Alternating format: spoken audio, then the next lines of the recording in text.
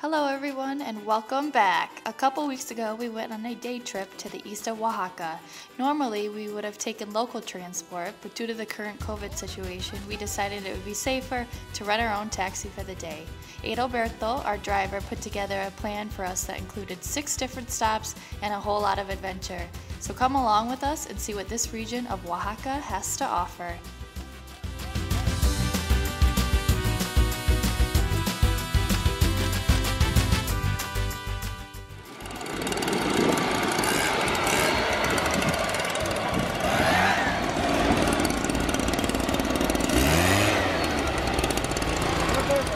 Well, that was interesting. We started our day in San Pablo de Mitla, which is most famous for being the site of the Mitla archaeological ruins, which are known as one of the most important sites of the Zapotec culture. Unfortunately, we didn't get to explore them due to poor timing and COVID regulations, but we were able to stroll the town center, which was just lovely. Come check it out with us.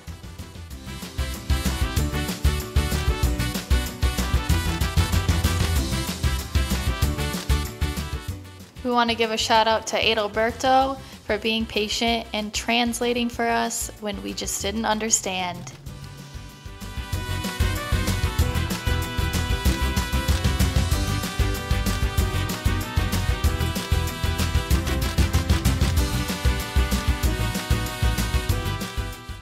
And just like that, we're on to stop number 2. Grab a snack because you're in for a treat.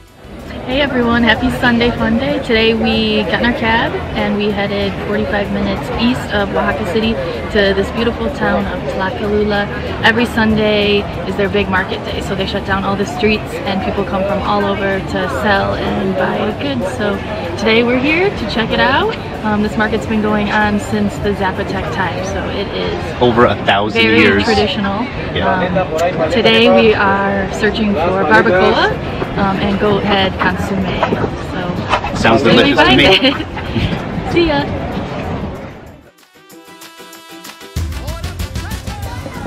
Oh man, look at those chicharron.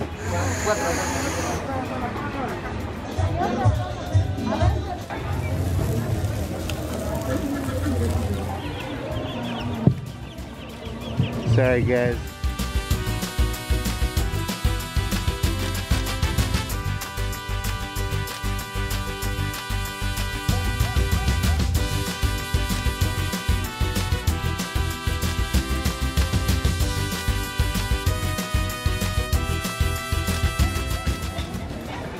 Protecting everybody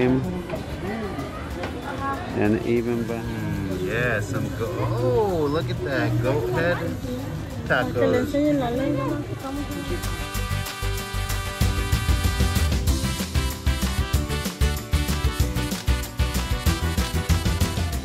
What are we eating? We're having goat head tacos. Very excited. It's really delicious. And we also have a consomme of goat head.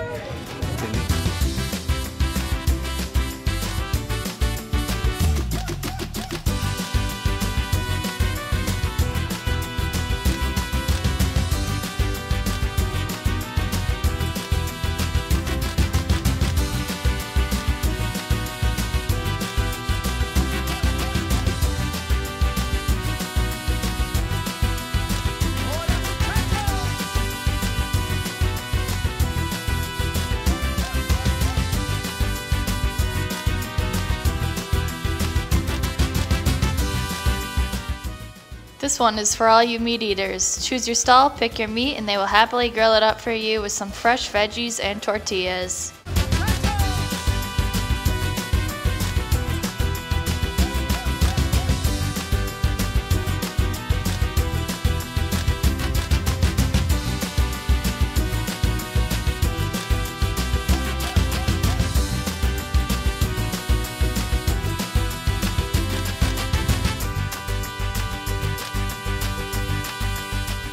This delicious and labor-intensive beverage is called Tejate. It is a pre-Hispanic drink made from corn, a flour called flor de cacao, mame seeds, and roasted cacao beans. Also known as the drink of the gods, it was originally served to the ruling elite of the Zapotec Empire. Let's see how it is.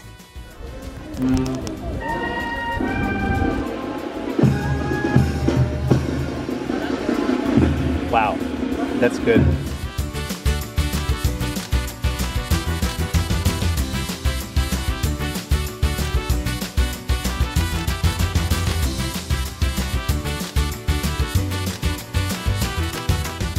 Our third stop took us to Teotitlan Del Valle, a village famed for their weavings. They make their traditional dyes from natural sources like indigo, moss, and as you can see here, she is grinding up insects that produce the famous carmine red dye. Combining this with other natural sources like plants, they're able to achieve other colors like oranges, browns, and purple.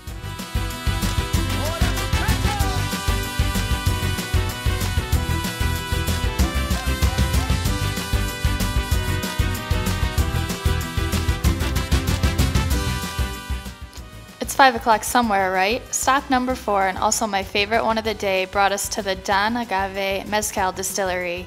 Here we toured the grounds and learned all about the production of this magical beverage. After cultivating the agave hearts, which are also known as piñas, they are put in a pit oven and cooked for about 3 days. This underground roasting gives mezcal its distinct smoky flavor. The piñas are then crushed with a stone wheel pulled by a horse or mule and then placed in a drum to ferment. After the fermentation process is complete, the mash undergoes its distillation process in order to make it safe for drinking. It is then bottled right away or left to age in oak barrels. And just like that, you're a mezcal expert. For everything bad, mezcal. For everything good, mezcal. And if there's no solution or remedy, 1.5 liters. But if the pain is by the heart, with more reason. Cheers. How are you feeling? I feel magical. Honestly, we have tried about 7 different kinds of mezcal. These little, like right up to here's wild mezcal, cultivated mezcal, and I'm honestly, I don't feel drunk. I feel magical, and it's delightful. You should try it out for yourself. Now that we're a little tipsy, let's go see something insane. Stop number 5 brought us to the tree of Tule. With a circumference of 138 feet, it holds the record as the widest trunk in the world.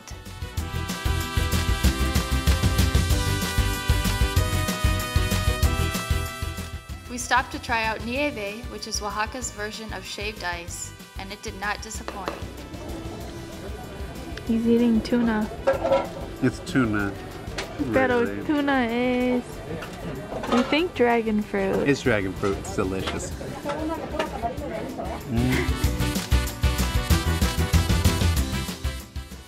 The final stop on our Oaxacan adventure warmed our bellies and our hearts. Caldo De Piedra, also known as stone soup, is a specialty of the Chinantec people with its origins on the banks of the Papalopan River in northern Oaxaca. As you can see, this dish has a very specific preparation. Rocks from the river are heated up to 600 degrees Fahrenheit and then placed in the bowls with all their ingredients. The scorching rocks boil the liquid and cook the shrimp and fish in just a couple of minutes. Pretty neat.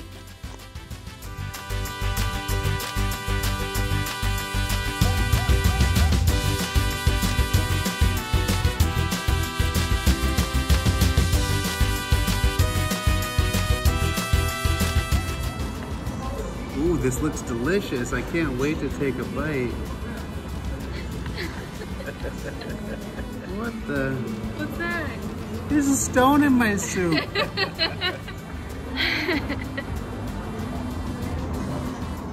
Safe to say, I think you liked it. The best and the only place in the world you can get this. The Caldo De Piedra. Piedra, the rock of the soup of the rock. I don't know, but it's delicious. If you've made it this far, thank you. Muchas gracias. We hope you enjoyed your day in Oaxaca with us. We absolutely love hearing what you have to say, so drop us a comment, and if you like this video, give it a big thumbs up and subscribe to see more. Hasta pronto. See you all soon.